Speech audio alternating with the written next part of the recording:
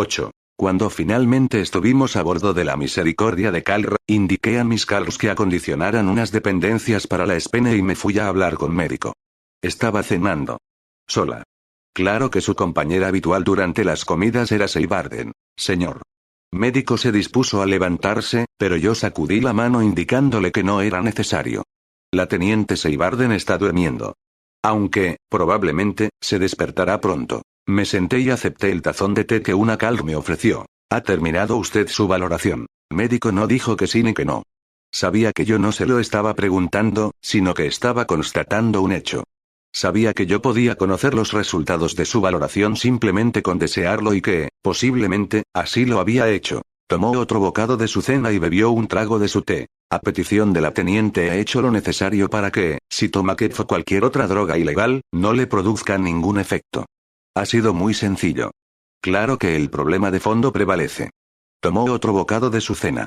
La teniente Médico lanzó una mirada a la Calr que aguardaba para servirla. Esta captó la indirecta y salió de la habitación. La teniente Seibarden ha centrado en usted todas sus emociones, señor. Ella, Médico se interrumpió e inhaló aire. No sé cómo lo hacen las interrogadoras y las evaluadoras, señor. No sé cómo pueden observar tan íntimamente a alguien y luego volver a mirarla a la cara. La teniente Seibarden estaba acostumbrada a tener el respeto y la admiración de todas las personas que consideraba importantes, le expliqué yo. O, al menos, a recibir las señales de esas actitudes. En este vasto universo, ella sabía que tenía un lugar, y ese lugar estaba rodeado y respaldado por todas las personas que había a su alrededor. Pero cuando salió del tanque de suspensión, todo eso había desaparecido y no tenía ningún lugar ni nadie que le recordara quién era. De repente, no era nadie. La conoce usted muy bien, observó Médico. Y añadió, por supuesto.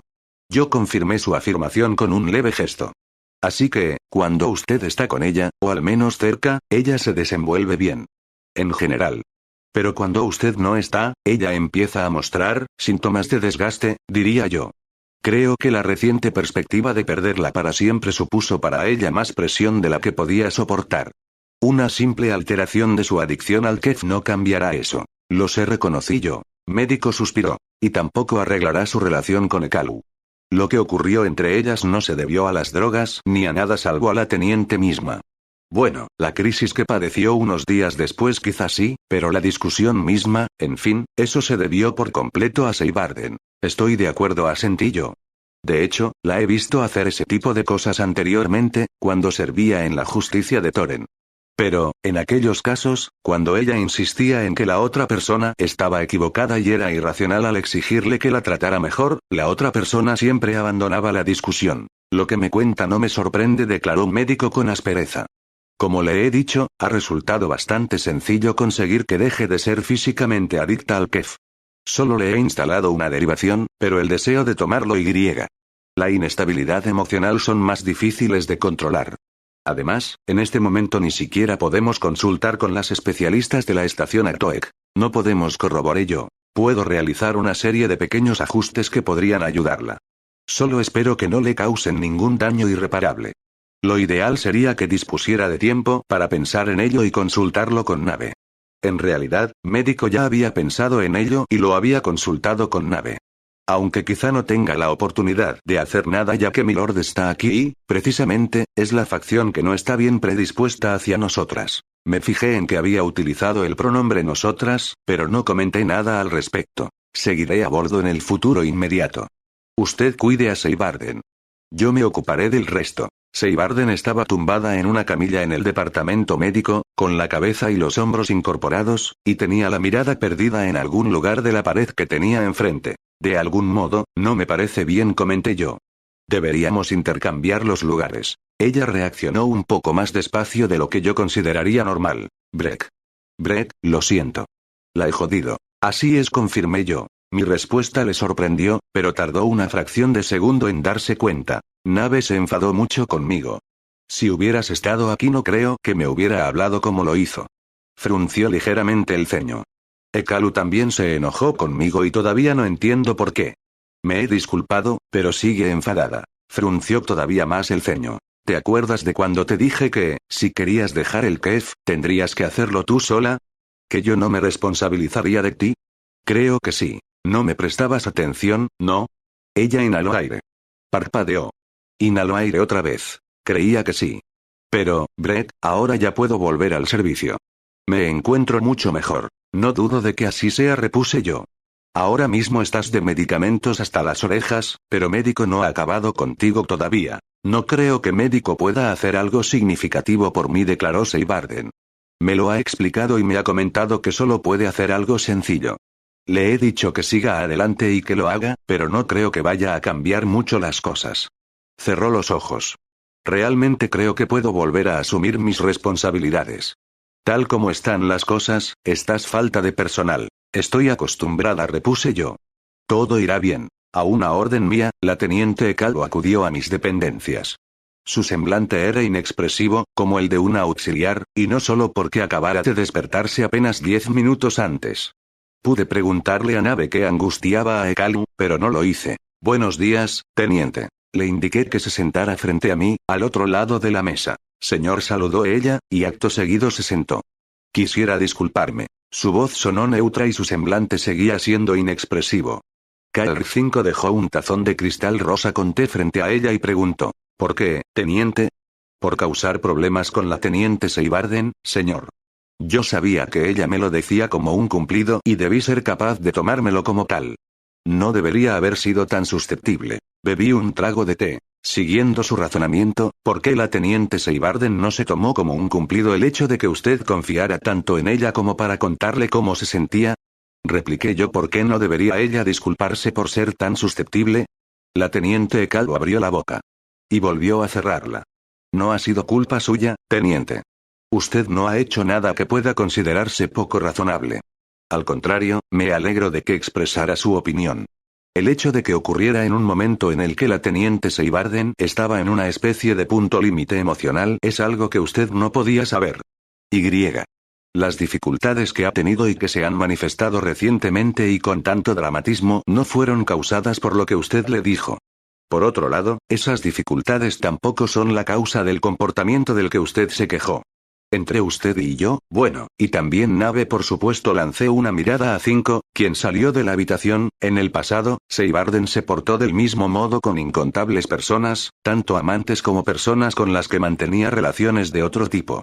Actuaba así incluso mucho antes de que tuviera los problemas que la han conducido a que ahora esté de baja en el departamento médico. Nació rodeada de riquezas y privilegios.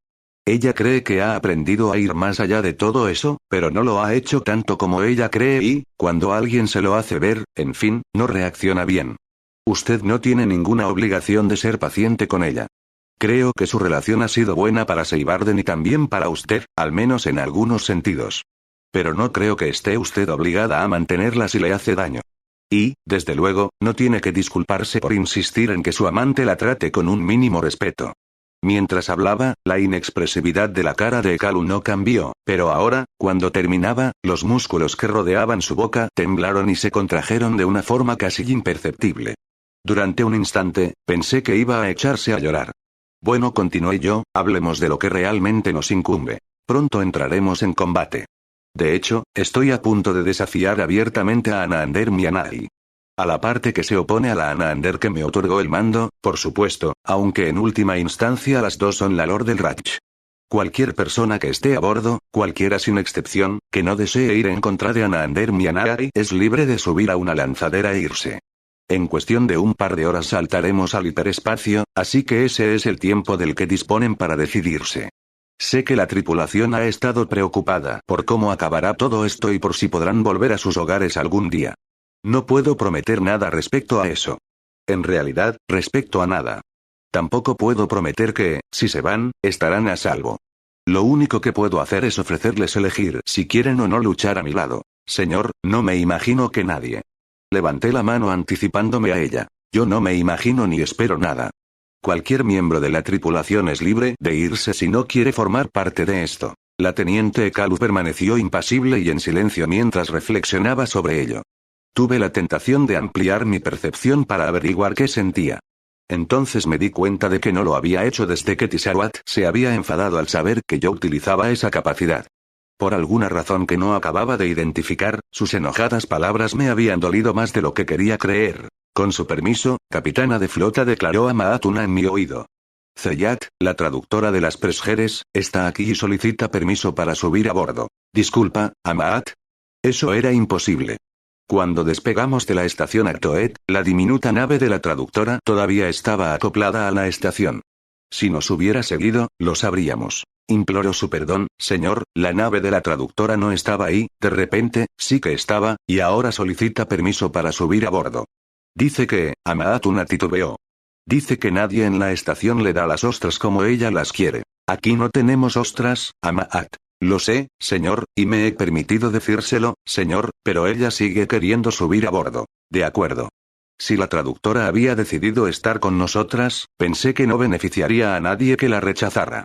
Dígale que tiene que completar el acoplamiento a nave antes de 2 horas, ya que, con todos los respetos, no podemos modificar la hora de partida. Sí, señor, contestó Amaatuna con voz admirablemente calmada. Miré a la teniente Ekalu. Yo no me iré, señor, declaró Ekalu. Me alegra oírlo, teniente, contesté yo, porque necesito que asuma usted el mando de la nave. Yo no había estado en el exterior del casco de una nave en el hiperespacio desde que, 20 años atrás, me separaron de mí misma.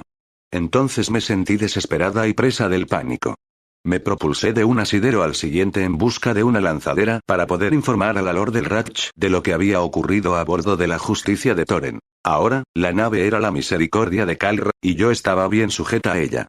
Además, no solo llevaba puesto un traje espacial, sino que tenía la armadura activada. En teoría, la armadura era impenetrable y no se diferenciaba mucho del escudo de una nave militar Ratchai. Sin duda, las balas no podían perforarla. También iba armada con la única arma que podía serme útil. El arma Presger, cuya munición podía atravesar cualquier material del universo hasta un máximo de 1,11 m. En esta ocasión, no avanzaba con dificultad por el casco, no sufría un ataque de pánico ni estaba huyendo, pero me sentía igualmente desconectada. Sabía que, en el interior de la nave, todo estaba afianzado o guardado y que todos los espacios habían quedado despejados. Todas las soldados estaban en sus puestos. Médico atendía a Seibarden, quien, a causa de los medicamentos, se hallaba inconsciente. Ekalu permanecía a la espera en el puente de mando. Tisaruat también esperaba, pero en sus dependencias. Igual que yo, que también permanecía expectante. La última vez que las había visto, la Spene y la traductora Zeyat estaban en la sala de la decuria, donde la Spene intentaba explicarle a la traductora cómo se jugaba a un juego de fichas, pero sin mucho éxito. Por un lado, porque el tablero y las numerosas fichas de cristal estaban guardadas como parte de los preparativos para la acción, y, por otro, porque la traductora Zeyat era la traductora Zeyat. En realidad, el hecho de que la Spene hubiera entablado una conversación con ella ya me había sorprendido, y bastante. En aquel momento, tenía la certeza de que ambas estaban a salvo tumbadas en sus catres. Pero no amplié mi percepción para comprobarlo y no le pedí a Nave que me lo confirmara.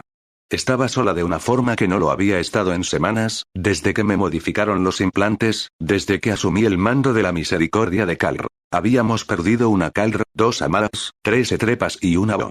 Yo les agradecí sus servicios hasta el momento y me aseguré de que despegaban sin problemas.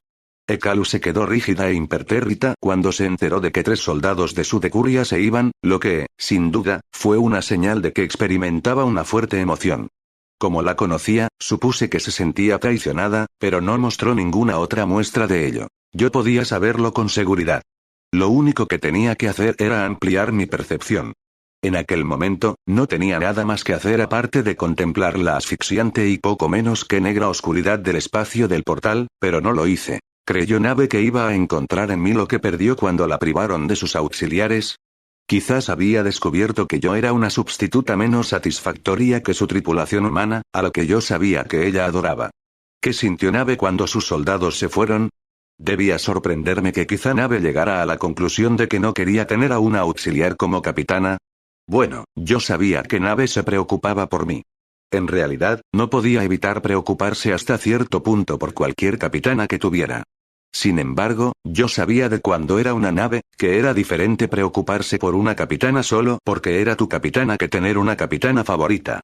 Y al pensar en todo esto allí, en el exterior de la nave, sola y en un vacío absoluto, me di cuenta de que había dado por descontado el apoyo, la obediencia y, sí, el afecto de Nave sin preguntarle nunca qué quería ella.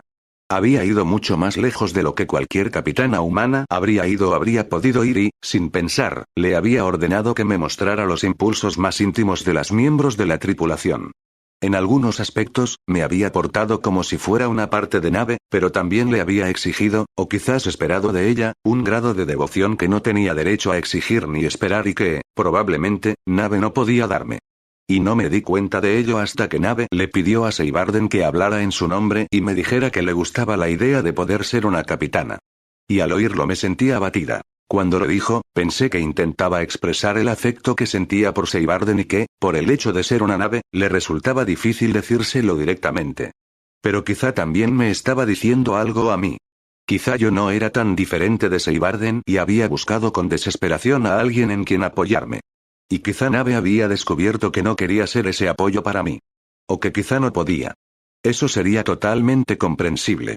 Al fin y al cabo, las naves no querían a otras naves. Capitana de flota, dijo la voz de la misericordia de Kalr en mi oído, ¿se encuentra usted bien? Tragué saliva. Estoy bien, Nave. ¿Está segura?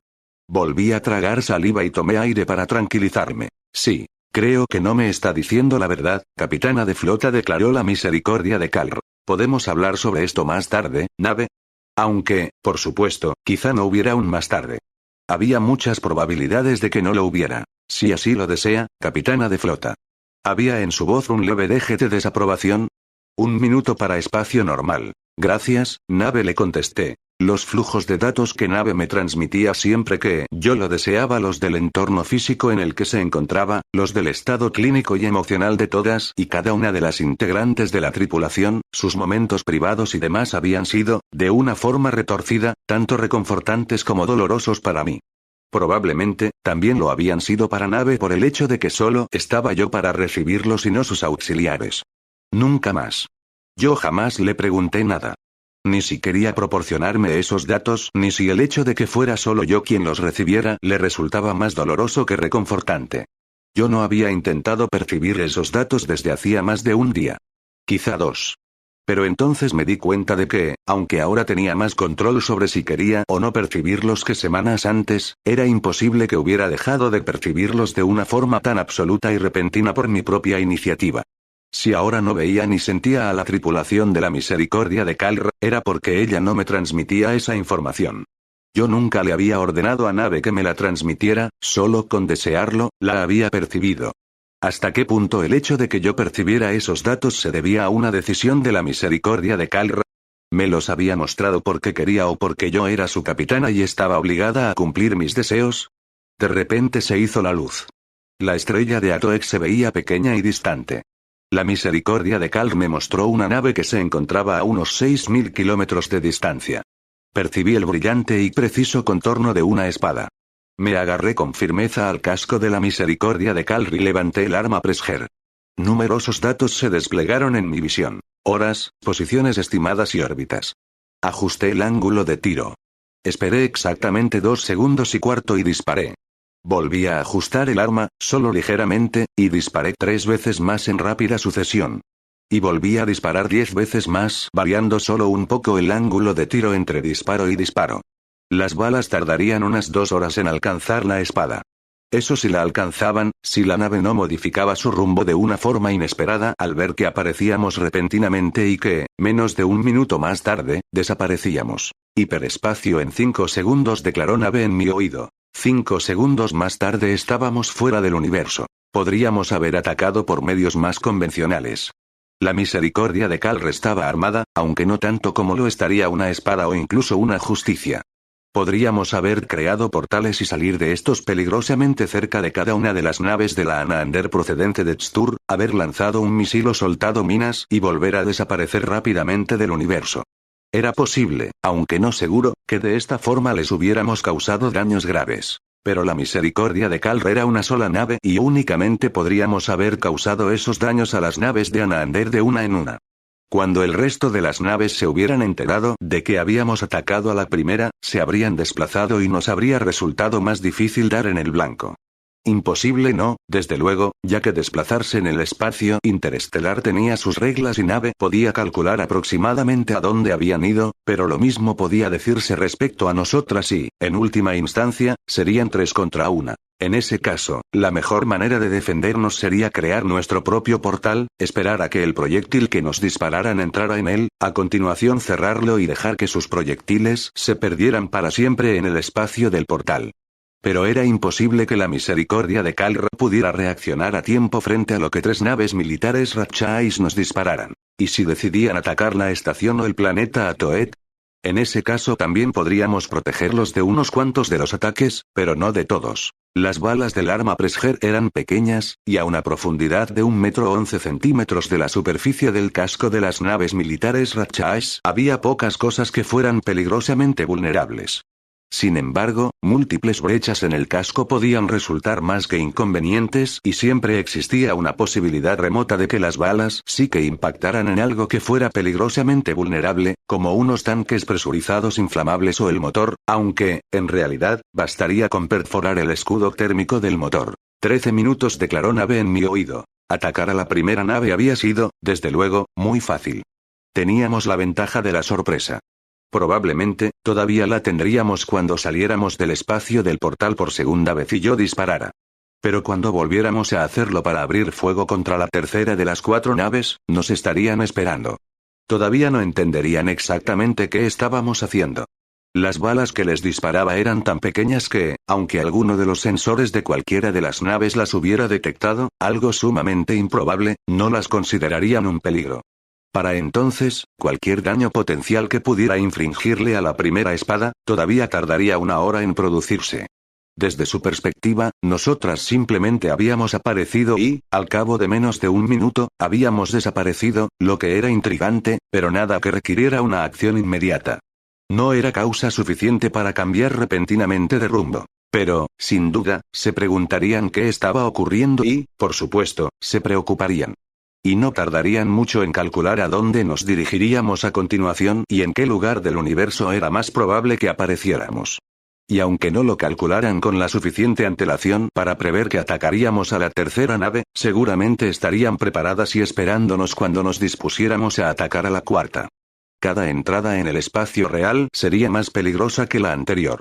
En particular para mí, ya que, a pesar de la armadura, estaba en situación de vulnerabilidad en el exterior de la misericordia de Kalr. La teniente Kalu, en un acto de extrema osadía por su parte, se declaró en contra de realizar el tercer y cuarto ataques. Si yo no estaba dispuesta a renunciar al tercero, transigió finalmente, me suplicaba que no realizara el cuarto. Me negué. Le recordé que esta Miana era la que había ordenado la destrucción, por rabia y venganza, de las Garsedais. La totalidad de la población de un sistema fue aniquilada por haber cometido el pecado de resistirse a la anexión un poco demasiado bien. La otra parte de Anaander, al menos la otra de la que teníamos noticia, pareció arrepentirse de haberlo hecho y, aparentemente, estaba decidida a no hacer nada similar en el futuro. Pero la lucha contra esta Miana era una lucha de todo o nada y, principalmente, era solo a mí misma a quien ponía en peligro. No quería ceder el arma Presger a nadie más y, aunque hubiera querido hacerlo, nadie a bordo de la misericordia de Kalr tenía tan buena puntería como yo. Ekalu era perfectamente consciente de que no recibiríamos ayuda de nadie. Yo había enviado un mensaje a la capitana de flota Oemi, informándole de que la Anaander de Tstur se había presentado con buena parte de sus efectivos, pero ambas sabíamos que, cuando leyera mi mensaje, probablemente Oemi desplazaría la mayor parte de la flota de Rada Tstur para aprovecharse de la debilidad de sus defensas. En cualquier caso, cuando activamos el portal y nos alejamos de la estación Atoet, todavía no habíamos recibido ninguna respuesta suya. En el exterior de la misericordia de Kalr, amarrada a su casco y rodeada por una nada total y absoluta, extraje el cargador vacío del arma y lo sujeté a mi cinturón. Luego tomé uno lleno y lo introduje en el arma. Todavía tenía por delante más de 10 minutos de espera. Y de pensar. Por lo visto, no solo había supuesto que sería una favorita de Nave, sino que, sin ser consciente de ello, supuse que parte de ello se debía a la sumisión ciega y voluntaria de Nave. Si no, ¿por qué experimenté ingravidez, desorientación y abatimiento cuando me recordó que yo le había dicho que podía ser su propia capitana? Como si al poder serlo yo perdiera algo. Como si algo que antes hacía que el mundo tuviera sentido para mí fuera a desaparecer. También me pregunté si mi reacción constituyó una sorpresa desagradable para la misericordia de Kalr, ya que, razonablemente, debía de esperar que, precisamente yo entre todas las personas, comprendiera y apoyara su deseo. Yo le había dicho a Seibarden con insistencia que se responsabilizara de sí misma, que no dependiera de mí para que le solucionara la vida y que no contara con que yo estuviera siempre ahí para darle a su vida la solidez que los 1000 años en estado de suspensión le habían arrebatado. Se trataba de una actitud perfectamente razonable por mi parte. Al fin y al cabo yo había perdido tanto como ella, quizá más, y no me había derrumbado como ella había hecho. Claro que yo nunca imaginé que seguiría con vida después de matar a Anaander Mianai, si es que llegaba a conseguirlo. No esperaba que mi vida tuviera otro sentido que ir avanzando sin descanso hasta que ya no pudiera más. La cuestión de que pudiera querer o necesitar algo más era irrelevante. Pero no morí como esperaba y la cuestión dejó de ser irrelevante, aunque sí inútil, porque nunca podría tener lo que quería o necesitaba. 10 segundos me advirtió Nave al oído. Me agarré con fuerza al casco y levanté el arma. Luz. El sol de Atoet, aunque ahora más distante. Una justicia a 5000 kilómetros de distancia. Nave me proporcionó más datos y efectué 14 disparos cuidadosamente calculados y efectuados. 5 segundos declaró Nave en mi oído. Oscuridad. Extraje el segundo cargador vacío. En el recuento de muertes que integraban mi historia como la justicia de Toren, esas 4 naves y sus tripulantes apenas eran nada. Me gustaría saber si esa nave, cualquiera de ellas, o las personas que hay a bordo están aquí por voluntad propia. O quizá no quería saberlo. Quizá saberlo no me ayudaría en nada. Eso está fuera de nuestro control, contestó Nave con calma. Son naves militares y soldados. Igual que nosotras. La Lord del Ratch no ha venido porque le resulte útil para la disputa de mayor alcance que mantiene consigo misma. Ha venido por rabia y, en concreto, para hacerle daño a usted. Si usted no es un blanco directamente accesible para ella, acometerá contra cualquiera que lo sea.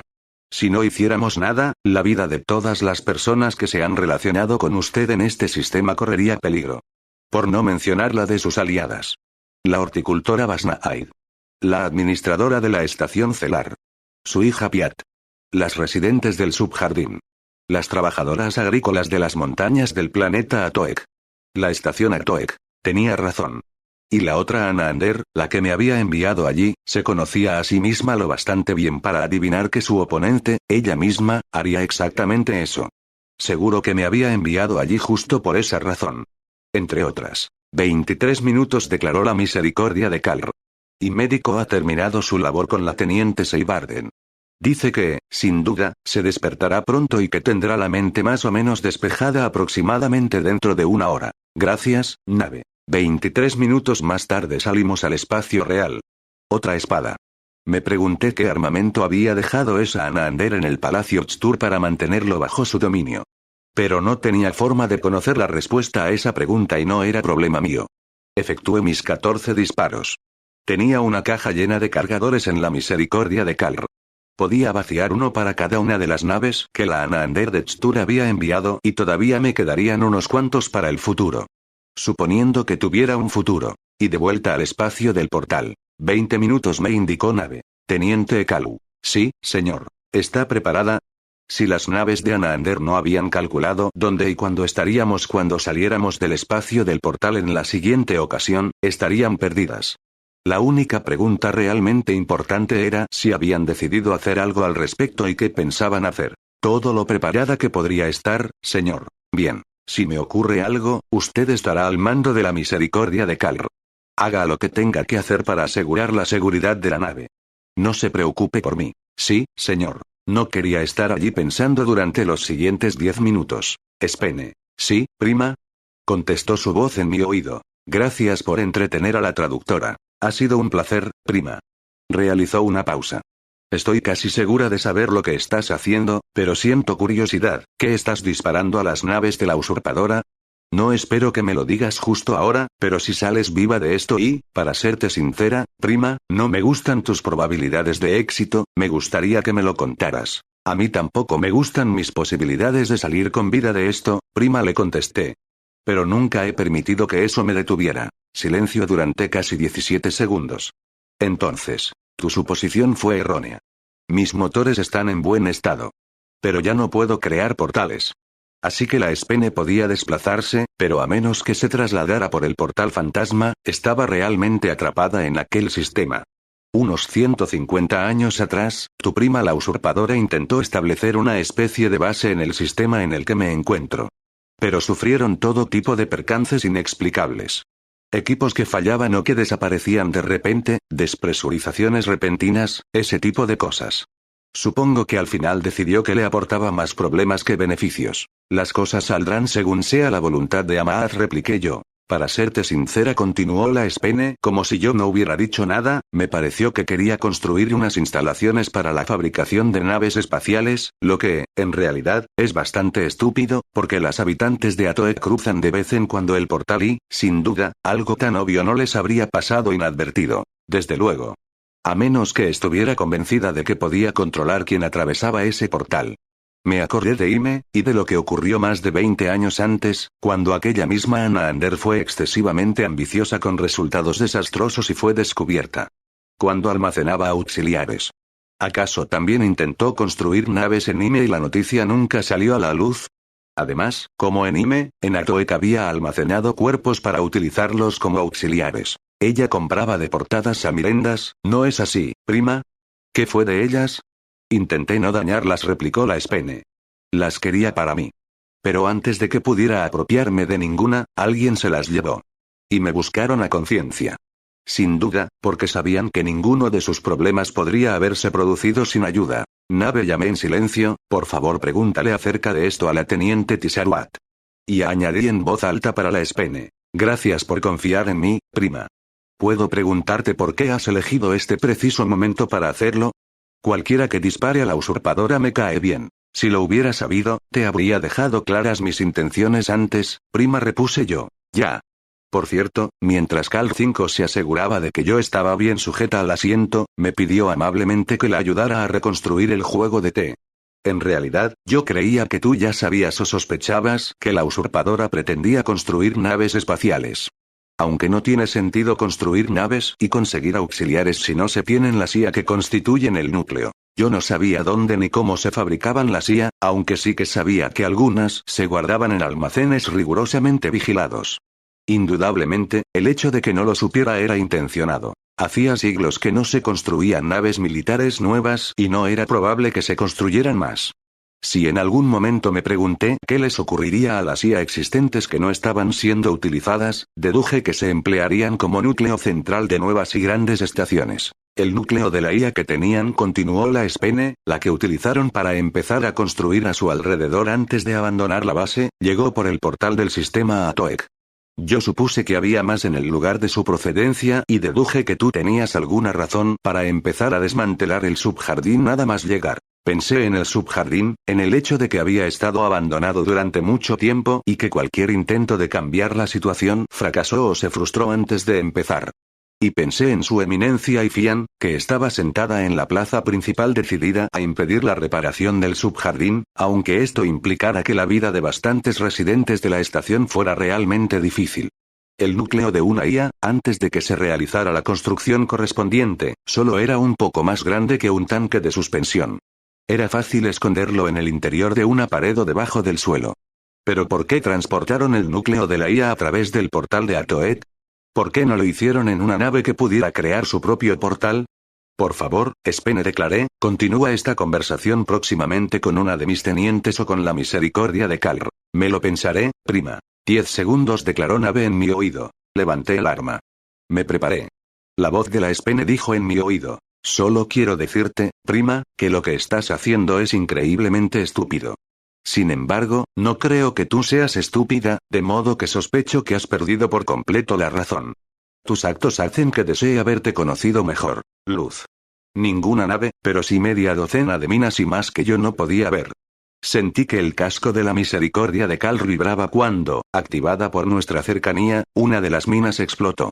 La mina se encontraba a pocos metros de mí, que estaba firmemente amarrada a Nave, pero antes de que pudiera ser consciente de ello, percibí un estallido y, a continuación, un resplandor y dolor. Nada más, ni siquiera la voz de Nave en mi oído. El dolor no disminuyó, pero la ceguera provocada por el resplandor se fue atenuando. Yo seguía amarrada, pero ahora solo a una plancha chamuscada del casco. Nada más. No vi ninguna otra mina, solo unos restos. La capitana de la cuarta nave había sido tan lista como yo había temido. Había calculado dónde era más probable que saliéramos del espacio del portal y había soltado suficientes minas para asegurarse de que nos causaría algún daño. Nada podía haberle hecho suponer que yo tenía el arma Presger, de modo que seguramente le intrigó lo que estábamos haciendo, apareciendo y desapareciendo con rapidez, y decidió no arriesgarse. Además, entre todas las capitanas, ella era la que había tenido más tiempo para pensar en lo que estábamos haciendo y para decidir qué hacer al respecto. Bueno. En realidad, ya no era problema mío. Yo lo había hecho lo mejor que sabía. Aparentemente, Nave y la teniente Ekalu habían hecho con exactitud lo que yo les había ordenado. Al cabo de una hora, en realidad un poco más, las primeras 14 balas alcanzarían a la espada a la que había disparado, aunque, a menos que hubiera tenido la increíble buena suerte de atravesar su escudo térmico, nunca vería el resultado de mis disparos. Incluso en ese caso, quizá no lo viera. Me quedaban varias horas de aire, me dolía todo el cuerpo y, en concreto, la cadera y la pierna izquierdas me dolían terriblemente. Yo misma me había puesto en aquella situación y siempre supe que era probable que acabara así. De todas maneras, no quería morir, aunque no parecía tener mucha elección en el asunto. La misericordia de Kalr debía de estar, al menos eso esperaba yo, muy lejos. Y yo me encontraba a gran distancia de las zonas transitadas del sistema. Quizá no más allá de la órbita de las estaciones exteriores más apartadas, pero en aquel momento éstas estaban al otro lado del Sol. Todavía tenía el arma y algo de munición. Podía utilizarla para propulsarme en una u otra dirección y, con la misma finalidad, también podía separarme de la plancha del casco de un empujón, pero de esa forma tardaría años en llegar a algún lugar que me resultara útil. Mi única esperanza consistía en la remota posibilidad de que la misericordia de Kalr regresara a buscarme. Pero cada segundo que pasaba y yo sentía que, debido a la pérdida de sangre que experimentaba, el tiempo se me escapaba y me transportaba del presente al inalterable pasado, cada instante que transcurría sin que Nave apareciera, la posibilidad de que no lo hiciera nunca aumentaba. O quizá no fuera así. Si Nave regresaba, era más probable que lo hiciera en un momento determinado y no en otro. Debería ser capaz de calcular cuándo y dónde ocurriría eso. Intenté calmar mi respiración. Debería ser capaz de hacerlo más o menos fácilmente, pero no pude. Quizá mi pierna estaba sangrando mucho y estaba a punto de sufrir un shock. Nada. No podía hacer nada. Nunca había podido hacer nada. Fuera como fuera, siempre iba a acabar así. Lo había evitado durante mucho tiempo y había llegado hasta donde había llegado por pura determinación, pero aquel momento siempre había estado delante de mí, siempre esperando. No tenía sentido intentar calcular si Nave iba a volver a buscarme o cuándo. No podía calcularlo. Y tampoco podría haberlo hecho aunque hubiera podido pensar con claridad y en mis oídos hubiera habido otro sonido aparte de mis propios y desesperados jadeos y los frenéticos latidos de mi corazón. Sufría un shock por pérdida de sangre. Estaba casi segura. De hecho, quizá fuera lo mejor. Prefería quedarme inconsciente permanentemente en cuestión de 1 o 2 minutos, a esperar durante horas a que se me acabara el aire, mientras me preguntaba si regresarían a buscarme. Además, esa pregunta era absurda, ya que le había ordenado a Ekalu que se ocupara de la seguridad de la nave y de la tripulación y no de la mía.